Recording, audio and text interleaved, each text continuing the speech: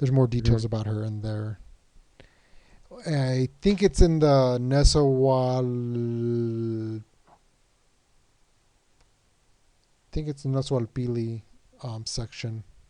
If I think about it right, it talks about his life, what happened during his life, pretty much all the drama that happened in his life, and Mm. then it gives you a few poems as they're written But in apparently the. she was married and she would sleep around, and basically when she was done with a guy, she'd have him killed and they'd make like a statue out of him, Yeah. out of his corpse. To me, the way I read it, at least in the 15 Aztec poets, they had her. It sounded more like she was a spoiled brat, like she Yeah, didn't. that too. Based on, if you read more of the text about it, she seemed like a spoiled brat. Like she's used to getting everything she wanted, um, and then everyone doing something for her, like regardless of who. So she's like, I'm bored. I just want to kill that person. Yeah. I don't know the answer to your question in there. Did Charlotte have a dog that accompanied those in the journey? No, Charlotte is the dog guardian type thing. The dog is the dog for the ceremonial. That's a different dog. It's not the same one as Charlotte. But it's supposed to represent Charlotte.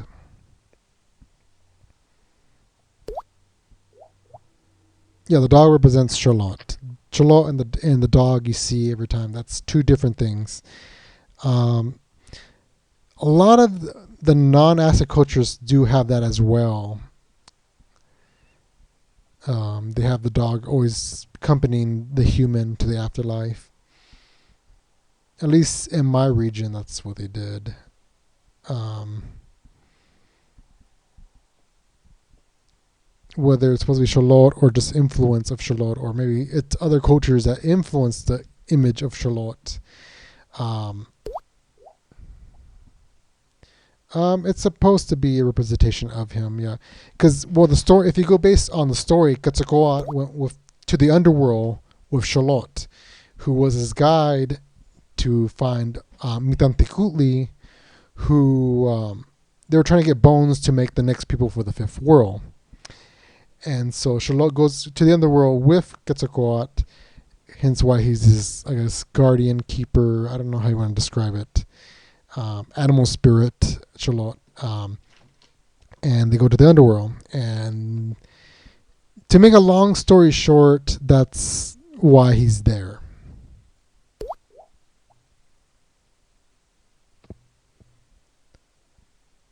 What do you mean?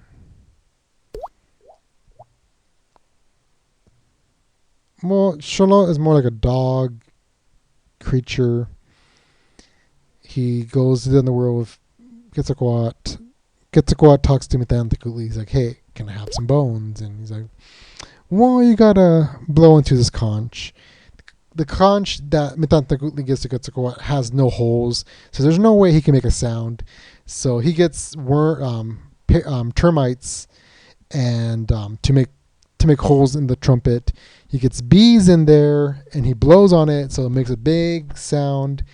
Mithanticutli gets kind of a little upset. He's like, "Damn it! I thought you were not gonna, do it." And gives the bones. Um,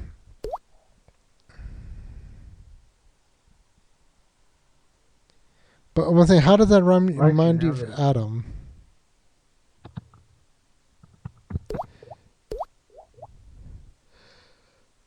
Quetzal. Come from the That word mean, did we Quetzali. ever agree on what Um, that meant? we had a debate on it. I think it's supposed to be a Quetzal serpent, but everyone's like, no. Like I said, I think metaphorically it meant precious, um, but not literally, which a lot of people want to take it literally, like it has to be that. I'm like, no, it's just metaphorically. Um, This is what they call him, I guess. yeah, it's just a name for him. Not supposed to Well, because meant. I mean, like, Discussion of whether Koat really means serpent.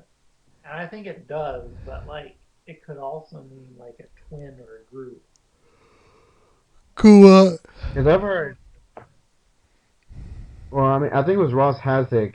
I think he was saying that he believed that Quetzalcoatl was not a person or a deity, but rather a group of priests. Now, I've tried to track him down and ask him why he believed that, but I mean, I think he's retired because like he used to teach at I think at Oklahoma University, There but I there mean, I were never. there were some How priests much called crazy? Quetzalcoatl, but I think they're supposed to represent What? Quetzalcoatl as the god. The priest. Kind of like recreating the mythology.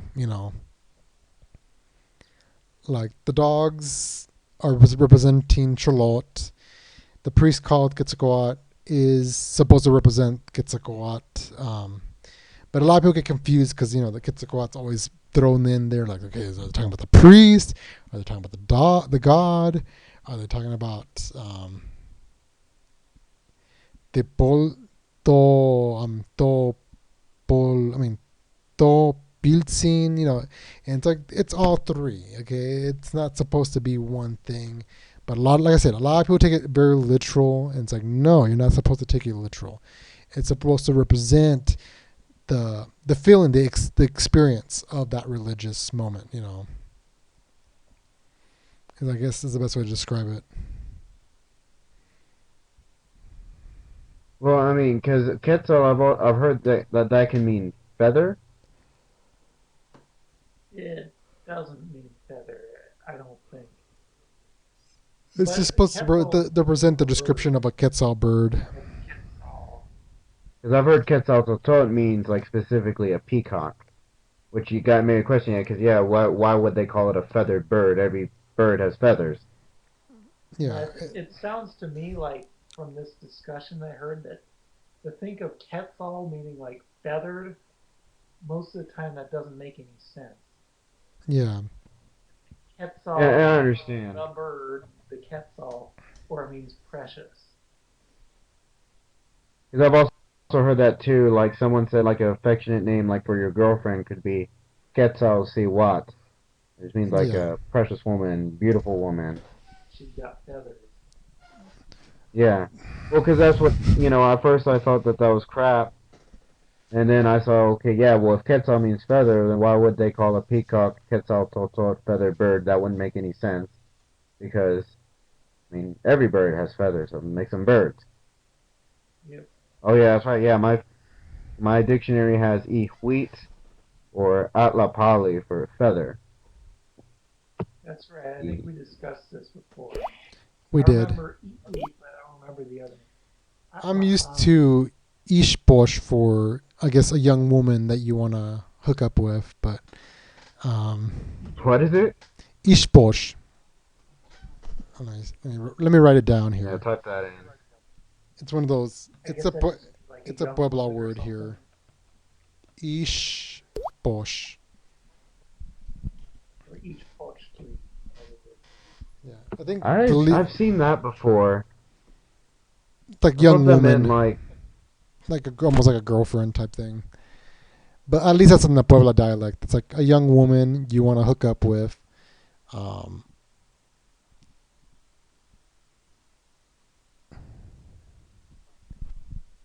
someone actually had that in her name. I think on the Mexican history page. Okay, mine has each pocat, Let me look up. and it just simply says maiden. that's the best way to describe it. Yeah.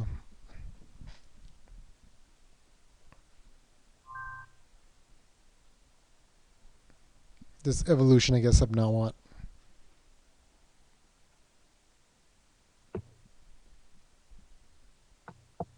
Well, I guess maiden. See, I've never actually been clear what that meant. It just means like a young woman. You know. It says in the English dictionary, it says maiden, young woman, or unmarried woman. It could also mean virgin.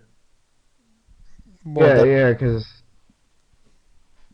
Oh, because like I think like the early Bible, like King James versions, when it usually says maiden. when referring to to a young, like a teenage, girl who's not married. About. Could be. I mean, even then, even today, a married woman, she has her name, but her maiden name is something else, to what she was when she was born. Like my Yeah, like mother's Niñez, like an maiden unmarried. name was Orozco.